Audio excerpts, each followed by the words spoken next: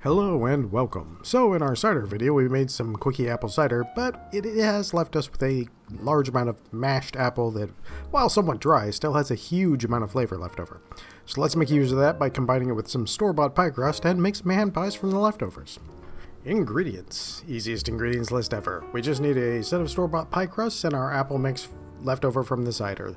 3 pounds of apples usually leaves me with enough apple solids to make 4 pie crusts worth of hand pies. If you have time to let the apple mix sit overnight, it will actually make this much easier.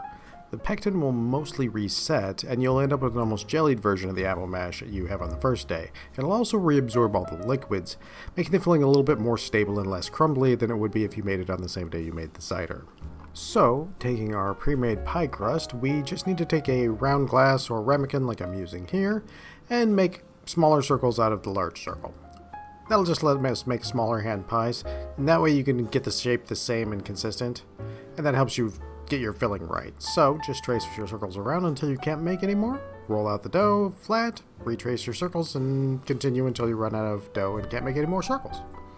Once you have cut all of your circles, we just need to place a small amount of our leftover apple mash, somewhere around a heaping teaspoon or a teaspoon and a half will usually do. Wet the outer edges and press the wet edges together as you see me doing here.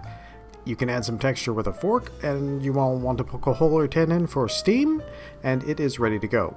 Optionally, you can also brush on a beaten egg for an egg wash to give it a nice more brown color. Into an oven preheated to 450 degrees. Once you put it in, turn the oven down to 425 and bake for 25 minutes. The initial higher temperature jumpstarts the crusts cooking and will make them turn out slightly more flaky. They should look something like this when done, possibly a little more pale. I find it tastes a lot like a McDonald's apple pie, but less sweet. You can also use it as a makeshift apple butter on a peanut butter sandwich, again less sweet than an actual apple butter would be. It also works pretty good as a topping for waffles and pancakes.